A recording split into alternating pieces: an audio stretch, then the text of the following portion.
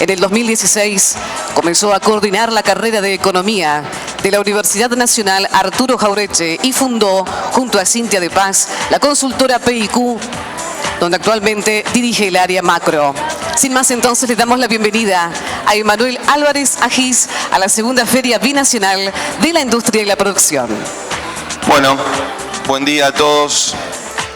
Gracias por la invitación, por el tiempo. Felicitaciones por la exposición y por la hermosa ciudad que tienen. Quiero pasar un primer aviso, que obviamente vamos a charlar de economía. Yo hace tiempo que digo que es como invitar al payaso mala onda a un cumpleaños. No se enojen por el contenido, voy a tratar de ser preciso y sobre todo tratar de corrernos un poco de cuánto va a estar el dólar mañana, cuánto cerró ayer, qué pasa la semana que viene. Quiero tratar de, básicamente en el tiempo que tenemos, hacer dos cosas. Son todos industriales, funcionarios públicos que piensan en la industria, entonces me parece que es importante mirar un poquito más allá del horizonte corto al que siempre nos tiene acostumbrados Argentina y pensar un poquito más las perspectivas para adelante. A ver, y en esa mirada para adelante voy a tratar de destinarle el mismo tiempo al año 2023 que al año 2024 y los subsiguientes, porque me parece que es claro que un año donde nos toca atravesar la peor sequía de la historia. Hay algún dato por ahí que en 1929 la sequía fue un poco más grande que la que nos toca pasar ahora, pero si no es la más grande de la historia, es la segunda más grande de la historia, con lo cual creo que es muy importante pensar los efectos de esa sequía y cómo nos va a afectar y cómo se puede reconfigurar la economía después de esa sequía. Porque hasta ahora, crucen los dedos, toquen madera, nunca nos tocaron dos sequías seguidas. O sea que usualmente este fenómeno del niño y la niña, siempre que hay una sequía fuerte, siempre al otro año el régimen de lluvias ayuda y ayuda mucho. Y voy a usar la sequía para charlar un poco también de los datos que veía recién acá. ¿Por qué? Fíjense, arranquemos a pensar un poquito este año y a ponerle un número a la sequía, porque si no parece una cosa medio abstracta. Argentina es un país que, voy a hacer números redondos, exportó el año pasado 90.000 millones de dólares. La mitad de eso fueron granos, la mitad de eso fueron otros productos. Esta sequía implica que vamos a exportar la mitad de granos que los que exportamos el año pasado. Si el año pasado exportamos 45.000, este año vamos a exportar 22.500. ¿Sí? Es una cosa muy paradójica porque el campo argentino, me voy a referir más que al campo argentino, que es un concepto muy amplio, me voy a referir a los principales cereales, trigo, maíz, soja. Esos tres cultivos son el 8% de todo lo que producimos en Argentina, el 8% del Producto Bruto Interno. Si sumamos los autos, las casas, las autopartes, la petroquímica, la nafta, el petróleo, todo lo que hacemos en el año, los granos, esa producción es el 8% de todo lo que hacemos en el año, pero son la mitad de lo que exportamos y por tanto la mitad de los dólares que conseguimos cada año. O sea que es un sector chico en cuanto al peso en la producción nacional, pero enorme en cuanto al aporte de divisas, de dólares, que le hace el sector a la economía. Y ya saben que Argentina muchos dólares no tiene. Y ya saben que en esa caja fuerte donde deberíamos acumular los dólares, que se llama Banco Central, muchos dólares no hay. Y en ese contexto nos cae una sequía.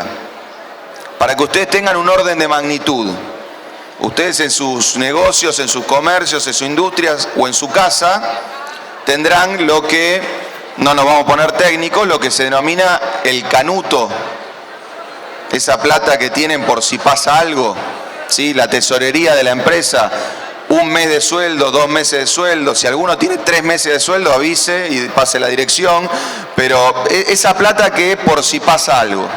Bueno, el canuto de un país, el primer canuto de un país, son las reservas internacionales que tiene guardadas en el Banco Central. Y se mide parecido a una empresa. Yo decía, el canuto de una empresa se mide con cuánta nómina, cuántos salarios tengo guardados en el banco. Bueno, en un país se mide, por ejemplo, cuántos meses de importaciones tengo guardados en el Banco Central. Es una forma de medir cuán bien o cuán mal estamos. Argentina importa más o menos unos 4.000, en invierno 5.000 millones de dólares por mes. En el Banco Central hay 2.000 millones de dólares, sí, a esta hora que todavía no abrió el mercado. A las 5 de la tarde por ahí metemos 1.900, digamos, 1.800. Entonces se dan cuenta que el canuto es súper chico, no alcanza ni para medio mes de importaciones. Y acabo de decir que por la sequía vamos a perder 20.000. O sea que una cosa no compatibiliza con la otra. De ahí a que un país, igual también que una empresa, si no tiene un canuto puede acudir, digamos cuando le toca una mala, por ejemplo una sequía, a otros canutos. Puede pedir prestado, por ejemplo, ¿sí? De la misma manera que una empresa puede girar en descubierto en la cuenta corriente, puede pedirle un crédito a un banco, un país puede pedirle crédito al mercado internacional de capitales. Pero Argentina, como saben, después de la crisis de deuda que hubo en 2018 y la reestructuración que tuvimos este año, si vamos a pedirle plata al mercado de capitales internacional, nos van a decir, para vos no hay, porque acabás de hacer un default. A diferencia de las empresas, los países tienen otro lugar donde ir a pedir prestados si les pasa algo malo, que es el Fondo Monetario Internacional. ¿Se imaginan la cara de, ya yo diría, del que está en la puerta del Fondo Monetario Internacional cuando ve entrar un argentino? Debe agarrar la billetera el tipo. Hoy Argentina es el 40% de la deuda que tiene el Fondo Internacional con todo el mundo. Un solo país. Y saben que Argentina no es el 40% de la economía mundial, obviamente. Entonces lo que nos pasa este año es que no tenemos canuto, no tenemos a dónde ir a pedir prestado, y entonces ¿cómo vamos a vivir este año? De contado. Lo que entre va a ser igual a lo que sale. Cuando lo que entra es más grande que lo que sale, uno o usa el canuto, o le pide plata a un banco, o le pide plata al Fondo Monetario Internacional. Cuando no tiene ninguna de esas alternativas, tiene que igualar lo que entra con lo que sale. ¿Qué es lo que entra? Los dólares que entran de la exportación. ¿Qué es lo que sale? Primero, los dólares que necesitamos para importar. Segundo, los dólares que necesitamos para pagar la deuda que tenemos. Tercero, los dólares que queremos para ahorrar. Argentina viene hace unos años tan complicada que estas dos últimas aplicaciones de dólares casi que están reducidas a cero. Dólares para ahorrar, hay que irlos a buscar a otro lado. Dólares para pagar deuda son muy pocos porque justamente cuando reestructuramos la deuda lo que dijimos es te voy a pagar un cachito ahora y te voy a ir pagando de a poquito, un poquito más, pero te voy a empezar a pagar de verdad dentro de 4 años. Por eso no nos prestan, ¿no? Porque quieren ver que si en 4 años le empezamos a pagar. Entonces uno se tiene que quedar con dólares que entran para exportar, dólares que entran para importar. ¿Qué tiene que ver esto con la sequía? Vuelvo. Cuando uno mide el impacto de la sequía, yo decía que lo que va a pasar es que la producción de maíz, trigo y soja va a caer este año 48%, 50%, vamos en un número redondo, va a caer a la mitad. Si uno pudiera encapsular ese efecto, supongamos que solo cae la producción de trigo, maíz y soja, y el resto queda igual. ¿Cuánto se achicaría la producción de la economía argentina este año? 2,5%. Vieron que ustedes a veces escuchan en la televisión, este año la economía creció 2%, 3%, este año la economía cayó 2%, 3%. Bueno, solo por el efecto de la sequía la economía debería caer 2,5%. Ahora, yo dije que trigo, maíz y soja son el 8% de la producción, pero el 50% de los dólares que entran a la economía argentina. Entonces, en realidad, cuando uno entiende que va a tener que, digamos, compatibilizar los dólares que entran por exportaciones con los dólares que salen, y hace la cuenta de cuántos dólares vamos a tener para usar en insumos que nos van a permitir producir, el achicamiento de esa cantidad de dólares va a hacer que la economía este año caiga más o menos entre 3 y 3,5%. Es un número grande para una economía. Es un número grande porque es el promedio de lo que van a caer todas las actividades de la economía argentina. Ustedes saben que los promedios, un profesor mío de estadística decía, en los promedios se ahogan los que son bajitos, ¿no? Porque los promedios es la construcción de una economía donde algunos sectores crecerán 10%, 20% y el campo caerá 40%, 50%. Entonces, primer punto para que se lleven de hoy, este no va a ser un buen año. Ya nos estamos dando cuenta, ¿no? Igual tampoco es que estoy diciendo acá una noticia nueva, pero este no va a ser un buen año porque la sequía nos va a pegar un impacto grande, grande. De ahí a que yo cuando recién veía la presentación de la incidencia de la industria en la provincia, pensaba lo importante que es tener una política activa para seguir la industria. ¿Por qué? Porque en el mundo hay un indicador muy claro de desarrollo de un país.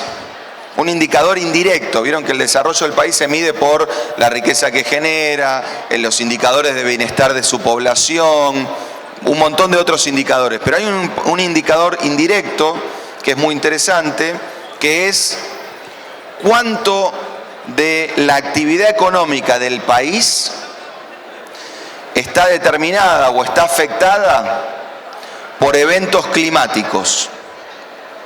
Cuanto más una economía depende de los eventos climáticos, menos desarrollada es. Esto es medio una obviedad, ¿no? Porque se dan cuenta que el ser humano ya aprendió más o menos a lidiar con el clima, por más que ahora, destruyendo el mundo durante siglos, nos está complicando. Los países también. ¿Y qué hicieron los países para poder lidiar con el clima? Diversificaron sus actividades productivas. Cuanto uno más industria tiene, menos depende del clima. Cuando un país tiene la mitad de sus exportaciones determinadas por un sector al cual el clima lo afecta, es mucho más vulnerable a un factor que no está en control de nadie, porque el niño y la niña, le ponemos niño y niña, pero no es que es un niño que vamos y le decimos, che, dale, hacé llover que la vamos a pasar mal si no pasa eso. Entonces, hoy, más que nunca, en un año de sequía, uno está obviamente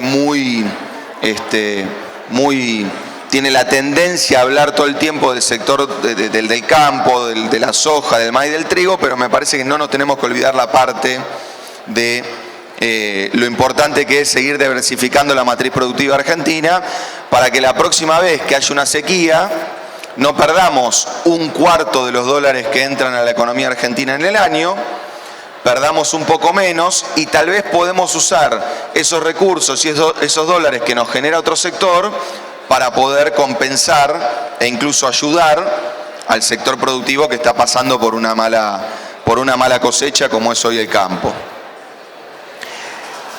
Segundo punto, la sequía no es solo un problema en materia de falta de dólares, también es un problema de escasez de productos que nos va a hacer que la inflación suba, como ya estamos viendo.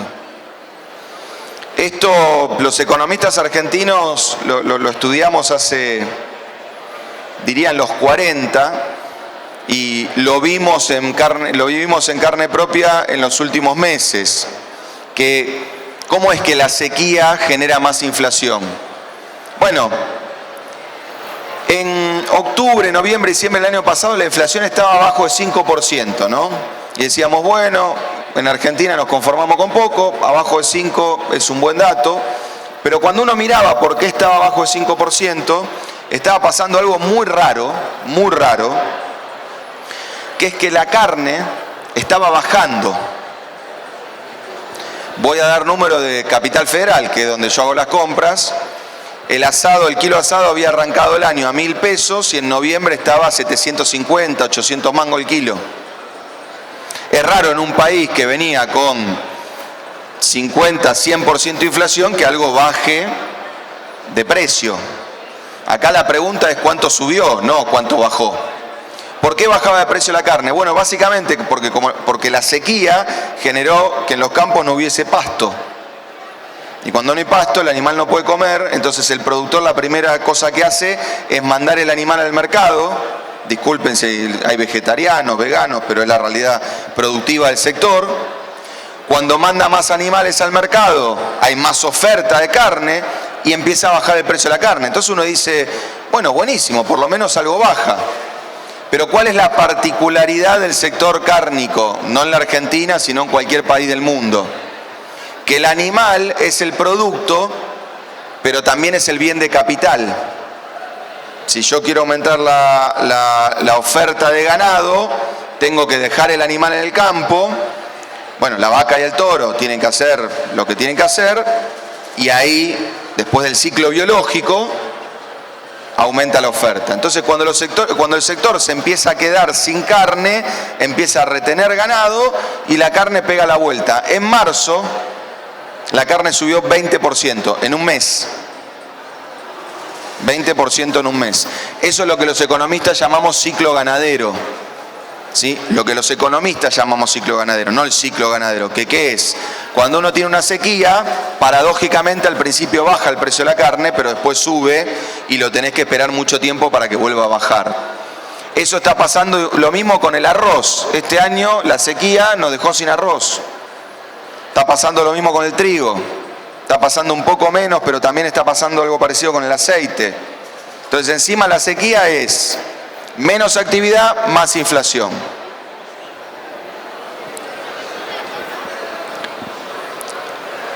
Encontrar un mecanismo para que la sequía no nos afecte negativamente este año con estas circunstancias económicas internacionales y de política interna, en mi humilde opinión, imposible.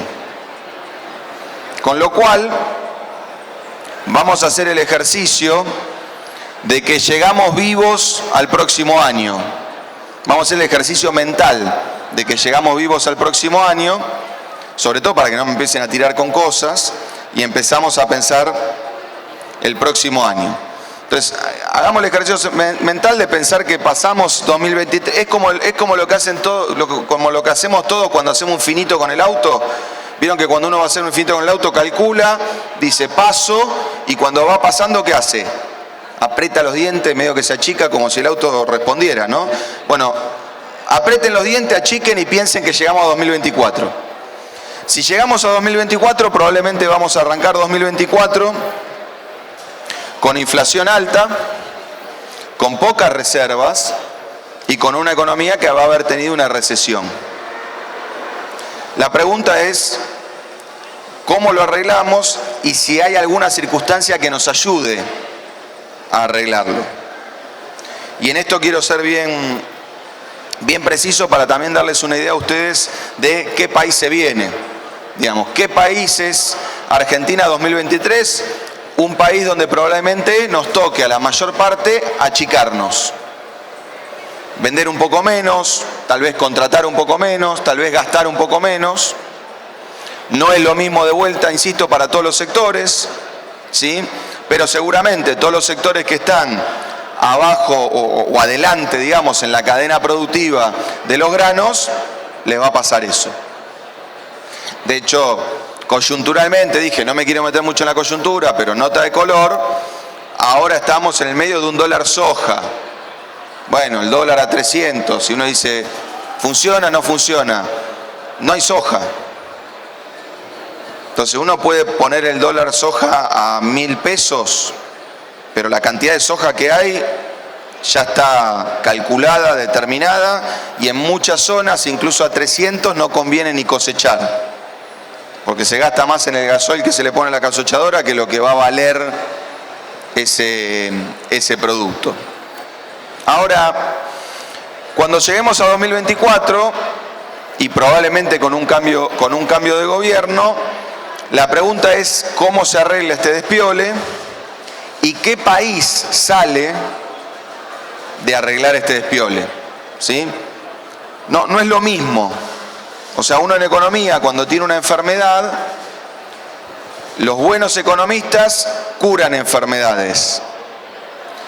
Los economistas mediocres cambian esa enfermedad por otra enfermedad distinta. Los médicos hacen lo mismo, ¿no? Uno va, le duele la rodilla, te dice, tomá esta pastilla. Tomá la pastilla, la rodilla no te duele más, te descompone, le decís al tipo, me descompuse, pero la rodilla, no, bien. Los economistas somos parecidos. Los economistas mediocres, en vez de curarte la enfermedad, te la cambiamos por otra distinta. Y los economistas pésimos decimos que te vamos a curar y te matamos.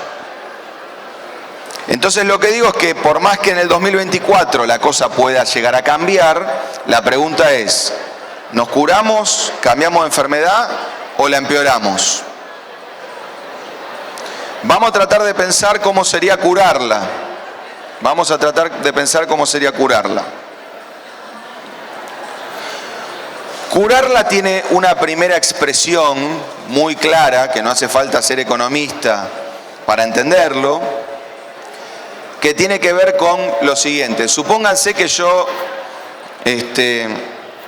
viajo en la máquina del tiempo, me voy un rato a diciembre del 2024, vuelvo y les digo, la inflación en diciembre del 2024 fue 300%. Ustedes me dirán, bueno, no se parece mucho a que nos hayamos curado. Entonces, obviamente, curarse implica que en un periodo de tiempo, puede ser un año, puede ser un año y medio, la inflación empieza a parecerse a algo más normal. A algo más normal. En Argentina la definición de normal es rara. Es rara. Déjenme contarles una anécdota chiquita para que ustedes entiendan. Hace un año estaba hablando con un inversor internacional que estaba pensando en invertir en Argentina y me decía, bueno, ¿cuáles serían las condiciones donde puede haber una crisis de una magnitud tal que haya una desestabilización política que pueda implicar que a mi inversión le pueden cambiar las reglas? Y yo le diría, bueno, yo le decía, no, bueno, eso va a pasar si hay una crisis en Argentina muy grande. Estábamos hablando del año pasado, ¿no? Entonces yo le decía, la verdad que este año en Argentina no va a haber una mega crisis, vamos a tener 100% de inflación, la verdad que no va a ser una mega crisis. Y el tipo, un inglés, me decía, ¿me puede explicar su definición de mega crisis? Porque 100% de inflación en cualquier país del mundo.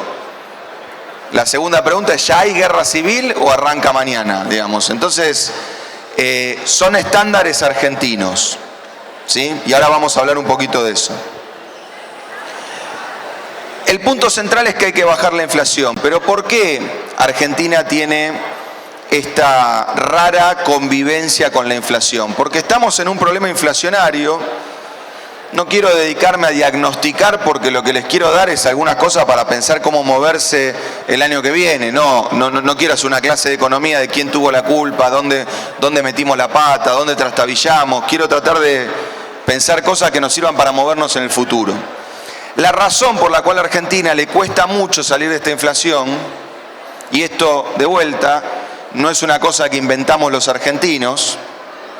Cuando uno estudia experiencias de inflaciones de este tipo, 100 y pico % de inflación por año, los economistas sabemos que esas inflaciones son muy difíciles de solucionar porque los agentes económicos somos nosotros, las empresas, los empleados, las familias, los gobiernos. Cuando la inflación está en este nivel, desarrollamos todos estrategias para defendernos de la inflación. Porque Porque, nuevamente, 100% inflación, Argentina no se disuelve como país. Más o menos la vamos llevando. Algunos la van llevando muy mal, otros la van llevando más o menos, otros la van llevando muy bien. Pero en cualquier país del mundo, si la inflación viene siendo 2% por año y pasa a ser 100, uno dice, bueno, ¿qué hubo? Una guerra civil, un golpe de Estado, una guerra, un terremoto. Lo que muestra la experiencia es que cuando uno tiene esta tasa de inflación, desarrolla estrategias defensivas. Lo paradójico es que esa estrategia defensiva, que para la empresa, para el trabajador, para la familia o para el gobierno es eficiente porque le permite justamente defenderse, nos da un resultado de conjunto que es malísimo. Nos da un resultado de conjunto que es malísimo. Cuando yo hago esta explicación de la inflación, toda la gente dice, no te entiendo, es medio abstracto, parece una cosa medio filosófica, pero lo van a entender con una imagen que inventó un economista que terminó siendo premio Nobel hace ya muchas décadas para explicar exactamente esto, que es la imagen de la avalancha. De la avalancha en una tribuna. Imagínense que están viendo en una tribuna un partido de fútbol, ¿sí? Una tribuna argentina, ¿no? Una tribuna argentina. Y su equipo está atacando en el arco de esa tribuna. Uno, sobre todo cuando se va poniendo grande y va a la popular, dice, ¿qué dice? Mejor no hagamos avalancha. Si hay un gol, mejor no hagamos avalancha. Pues un quilombo, nos tropezamos, nos caemos, nos golpeamos. De hecho, si va con amigos, dice, no hagamos avalancha. No hagamos avalancha, tenés razón, no hagamos avalancha. No hacemos avalancha, no hagamos avalancha. No vamos a hacer avalancha. Viene el gol, ¿qué hacen? Avalancha. Y cuando hay avalancha, ¿qué hacen ustedes? Corren para adelante. Quédense un ratito en esa imagen. Lo mejor que puedo hacer yo, si pienso que ese evento, que es el gol, va a generar una avalancha, ¿qué es? Correr. Porque esa es mi estrategia defensiva. Piensen al revés. Piensen que uno dice, lo escuché Manuel la otra vez en Entre Ríos, dice que en avalancha no hay que correr, hay que quedarse quieto. Te pisan la cabeza. ¿Se imaginan un tipo ahí diciendo, che, esto es bueno como estrategia defensiva, pero es malo para el conjunto? No llega a decir la segunda oración, ¿no? Entonces, en inflación pasa algo parecido. Dado que el mes que viene va a haber inflación, ¿qué es lo mejor que yo puedo hacer? ¿Aumentar los precios o pedir aumento? Cuando todos y cada uno se hace eso, ¿qué pasa el mes que viene? Hay inflación. Pregunto, ¿es un vendepatria, traidor a la nación, especulador y mal tipo el que corre en una avalancha? Usted mirá, no, estás loco. ¿Es cierto que es más complicado si la barra brava hace avalancha o si uno de mi peso hace avalancha que si hace avalancha un chico? Sí, es más complicado. Pero en el medio de la avalancha uno no dice, che, vos no hagas avalancha. Bueno, a veces cuando discutimos inflación cometemos este error. Decimos, ¿sabés de quién es la culpa de inflación? De aquel que subió los precios ayer. Vamos a hablar con aquel y dice, mirá, yo subí los precios ayer porque aquel otro subió los precios anteayer. Y podemos estar así todo el día, ¿eh? Y vamos a ir encontrando que uno nos dice que subió el precio porque el otro subió el precio, es una avalancha. Entonces, cuando uno tiene que resolver una inflación que, técnicamente hablando, se llama inercial, tiene que pensar un mecanismo que permita evitar esa dinámica de avalancha. Y es muy complicado, es muy complicado. Por eso en un montón de estadios del mundo no hay avalancha, incluso la gente está sentada, incluso no hay alambrado, incluso no hay paravalanchas. Uno quisiera ese escenario, pero lo que uno bien sabe es que hasta que no acostumbró a años y años y años de la gente que no hace avalancha, no puede mañana ir a la Popular de cualquier canchita de barrio, sacar los paravalanchas, sacar al alambrado y poner sillas. Ya saben cómo termina eso, ¿no? Si el equipo juega mal, las sillas terminan en la cancha. Entonces es un trabajo paulatino. Pero en ese trabajo paulatino, solucionar la avalancha, solucionar la inflación, requiere lo que los economistas denominamos un plan de estabilización. Los planes de estabilización son probablemente lo más complejo que le toca estudiar o aplicar a un economista. Lo más complejo. Para peor. Hace tiempo que en las facultades del mundo no se enseñan planes de estabilización en la carrera de economía. ¿Saben por qué? Porque todos los países del mundo ya solucionaron el tema de tener avalancha de 100% de inflación por año. Ahora, un economista argentino que no sepa plan de estabilización, bueno, le falta, digamos, un punto importante de su carrera. ¿Qué es un plan de estabilización? ¿Qué es lo que deberíamos ver en 2024? Aclaro esto, gane quien gane. Gane quien gane. Los planes de estabilización tienen muchos componentes, pero uno podría definirlos de esta manera. Número 1, el plan de estabilización es algo que voy a aplicar para que a posteriori del plan podamos ir a una tasa de inflación más baja. A veces uno busca ir a cero, a veces uno busca cortar a la mitad la tasa de inflación, eso depende de cada circunstancia. 2, el plan de estabilización para funcionar, cuando arranca, tiene que tener ciertas condiciones de base que estén bien. Si arranca con ciertas condiciones de base que estén mal, no funciona el plan de estabilización. La condición de base, los economistas lo llamamos precios relativos. Es un concepto súper difícil, pero básicamente es que las cosas tienen que tener precios que más o menos reflejen lo costosas que son para producirlas. Por eso se habla de precios relativos, porque se habla de una cosa más cara respecto de otra cosa. Cuando uno está con 100% de inflación, es difícil ponerle un precio a una cosa y entender si es cara o es barata. Les habrá pasado, ¿no? Van a comprar algo que no compraban hace mucho tiempo y el tipo les dice, son 5.000 pesos. Y a alguno le parecerá, alguno dice, y no, alguno no dice nada y piensa, menos mal, yo pensé que iba a estar 7 lucas. Y otro puede decir, che, ¿qué pasó? Valía 3 lucas. La última vez que lo compré fue hace 8 meses. ¿Qué pasó? Inflación. Entonces los precios relativos tienen que estar bien. ¿Qué es que los precios relativos estén bien? Déjenme darle un ejemplo de vuelta muy porteño.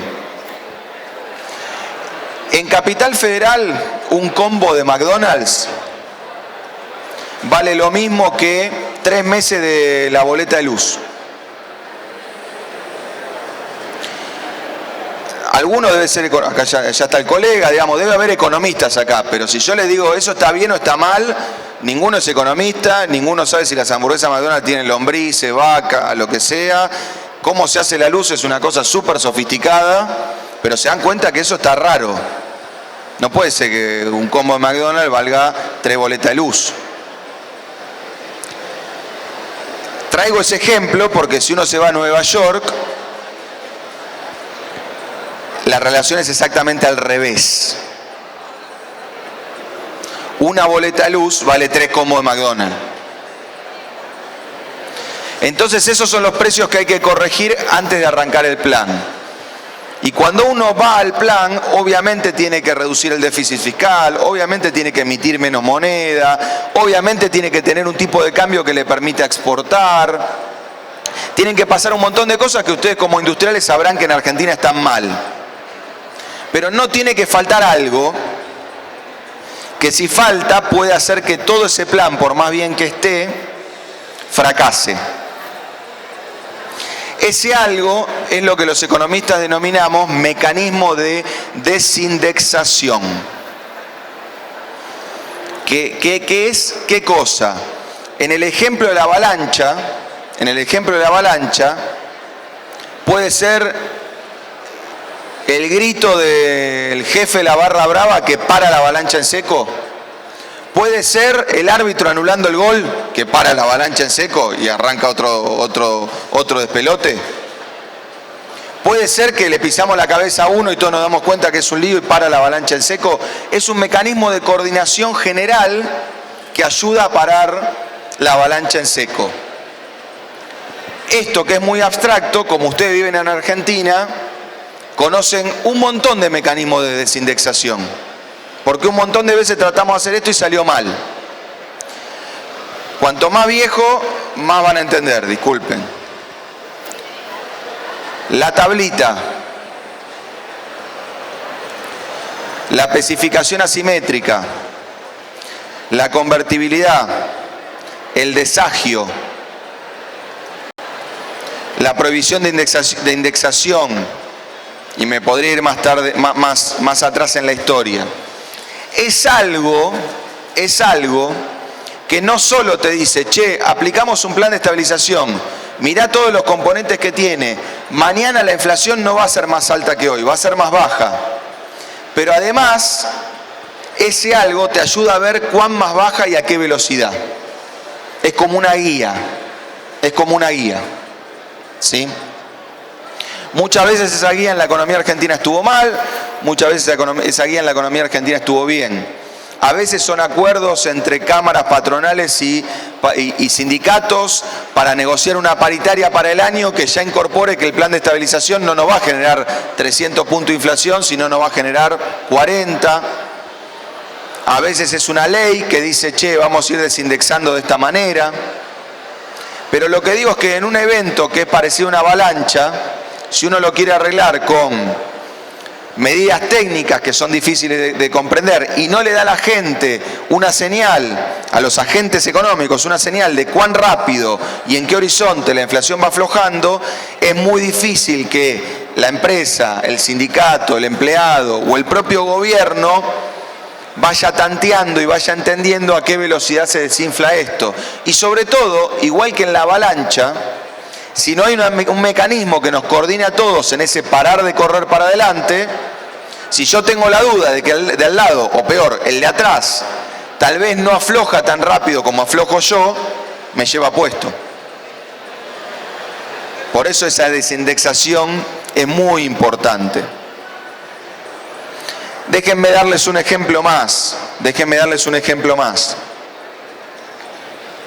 de cómo esto sale bien y cómo esto sale mal. Yo dije que es un precio relativo, así que uno podría decir, la luz está muy barata o el combo de McDonald's está muy caro.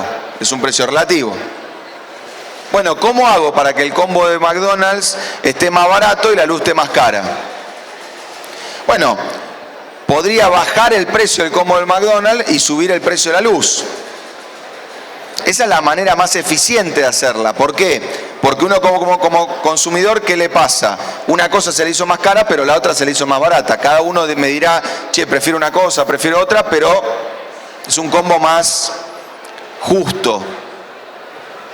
Ahora, muchas veces lo que pasa es que si el mecanismo de desindexación no está bien, para que la luz sea más cara, en vez de bajar el combo de McDonald's y subir la luz sube más rápido que lo que sube el combo de McDonald's. ¿En qué deriva eso? Más inflación. ¿Les pasará a ustedes? Ustedes dicen, che, ¿cómo hacemos para ganar más plata? Bueno, tenemos que aumentar los precios, ¿cuánto? Y bueno, si la inflación el mes pasado dio 8, los tendremos que aumentar al 12. ¿Se dan cuenta que es un combo donde si todos hacemos lo mismo, todo va para arriba? Cuando uno mira planes de estabilización exitosos, todos tienen los componentes estos que yo les estoy diciendo.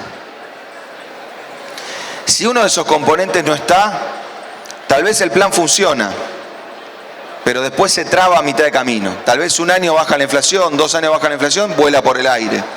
Tal vez baja 6 meses, después vuela por el aire. Último punto que quiero que se lleven de esta charla para el futuro.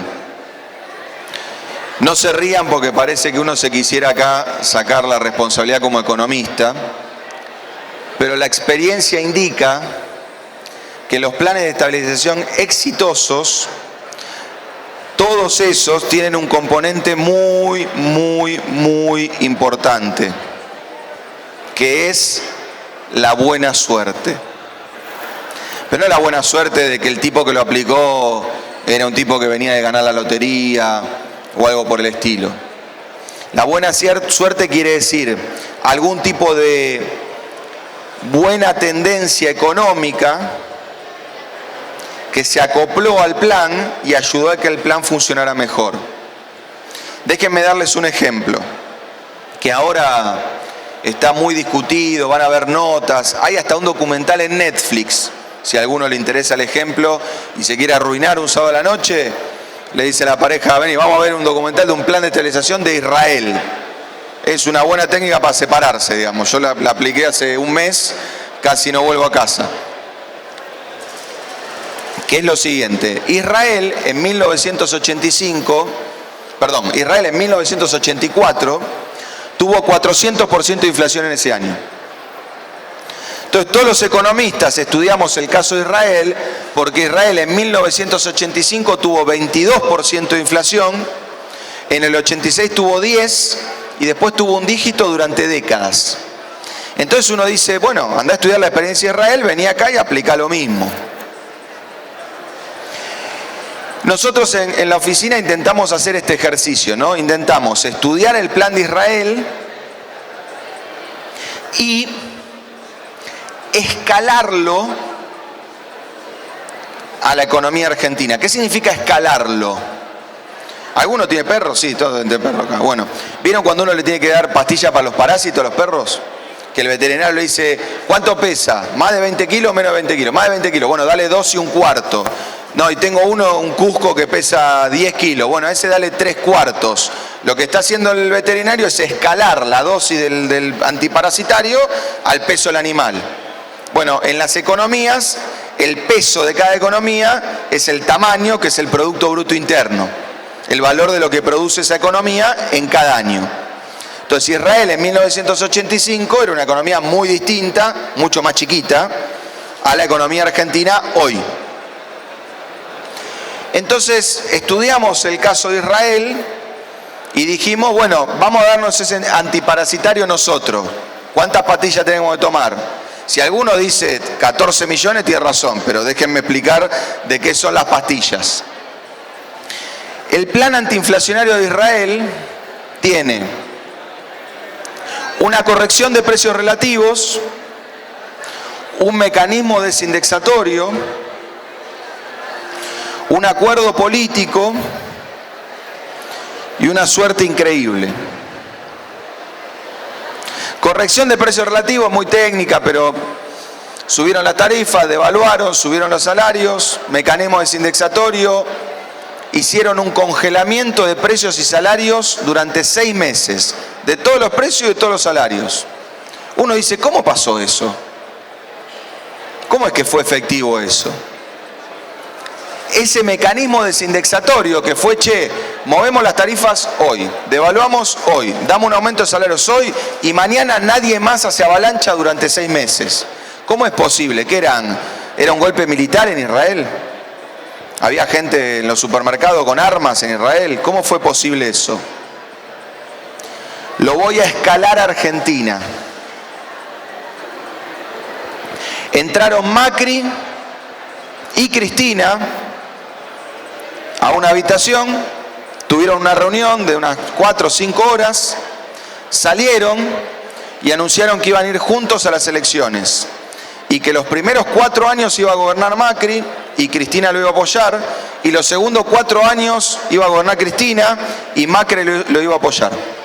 Y el plan iba a ser el mismo. Y como duraba 8 años, nadie quería que si el plan era exitoso, el que arrancaba primero se quedara con el premio de ser reelegido porque había solucionado los problemas de Israel. Entonces el acuerdo político fue, ninguno piquetea el plan, los dos apoyamos el plan, pero si sale bien, después le toca al otro. Cuando hicimos este ejercicio en la oficina, el equipo me dice, ¿seguimos estudiando lo de Israel o cortamos acá? Sigamos, porque aunque sea por vicio académico. Pero se dan cuenta, hay un mecanismo desindexatorio anclado en un acuerdo político que pónganle que a usted les parecía injusto congelar los precios de los sueldos y los salarios 6 meses. Bueno, andá a quejarte con Magoya. Casi que el 80% de la representación política del país dijo, es por acá.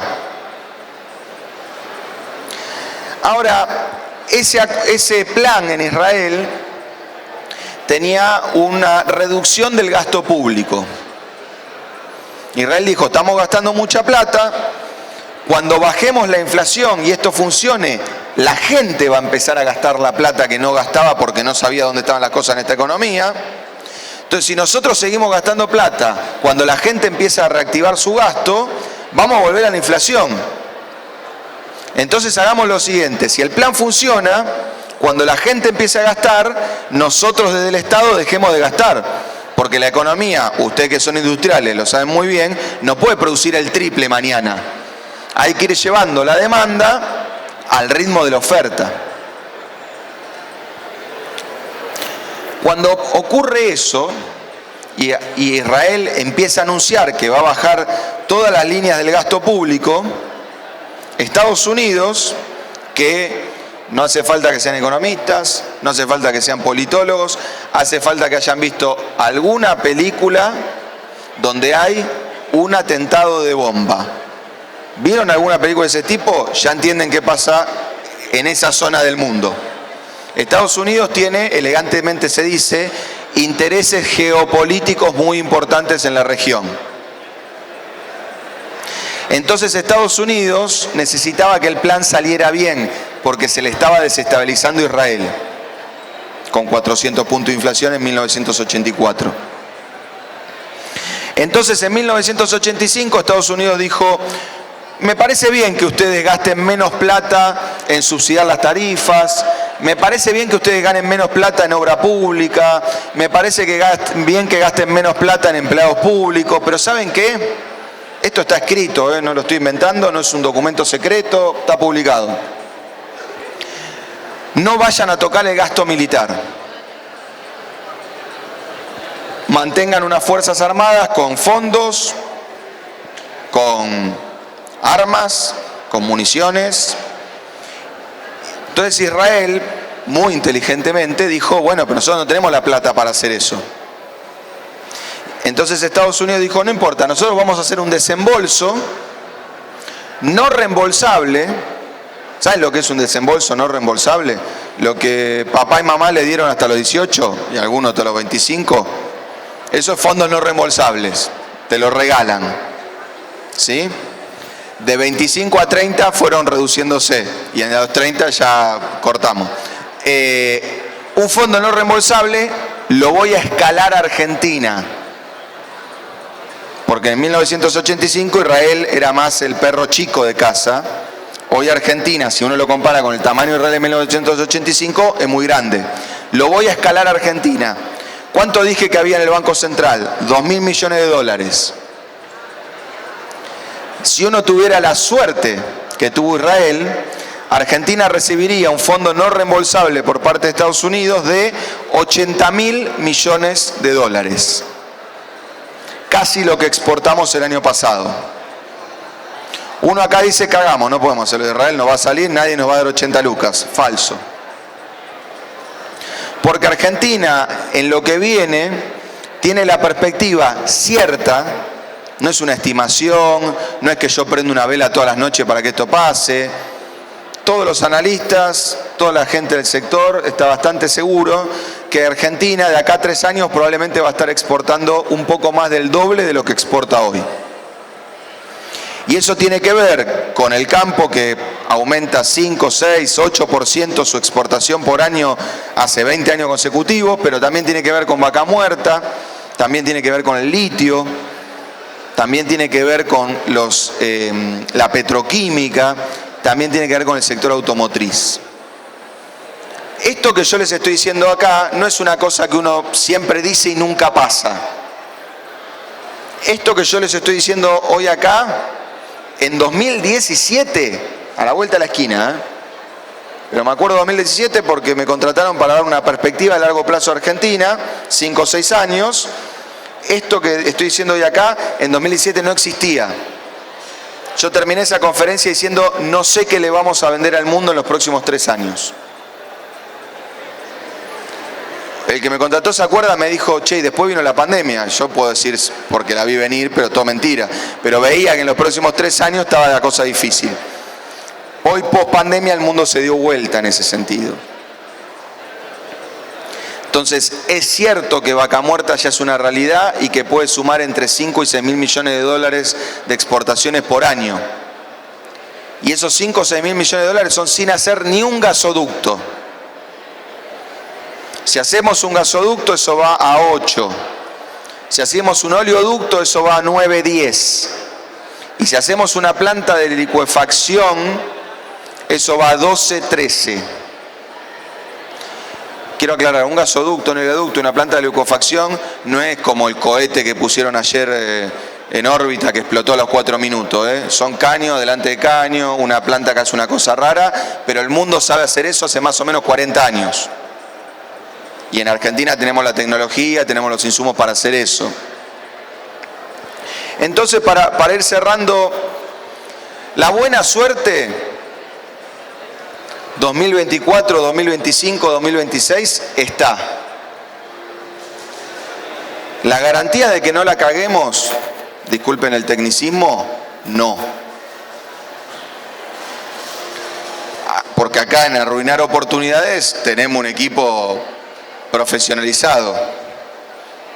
Yo no me saco el saco, Parte del problema que estamos teniendo en la Argentina, algún grado de responsabilidad yo tengo. Después podemos discutir grados. Pero creo que eso no depende tanto de un economista que venga y acierte, sino de que por más que cada uno pueda votar a quien quiera el domingo, pueda pensar lo que quiera de un montón de cosas, y eso está buenísimo de vivir en Argentina, tenemos que generar cierto consenso en torno a ese plan. Generar cierto consenso en torno a ese plan es difícil, pero yo les digo por lo menos cuál es mi posición política respecto a ese plan. Y la escuchan acá y la escuchan todos los que me escuchan a diario. Mi posición política es la siguiente. Yo les acabo de explicar con bastante detalle cuáles son los componentes de ese plan de estabilización. Obviamente yo puedo estar equivocado o puedo estar acertado. Hace 25 años que estudio esto, quiero creer que más o menos entiendo qué debería pasar. Pero no importa si yo estoy acertado o equivocado en esto. Mi posición para que salgamos del despelote que está en la Argentina política es la siguiente. Si yo veo que esos componentes están presentes en el plan económico del próximo gobierno,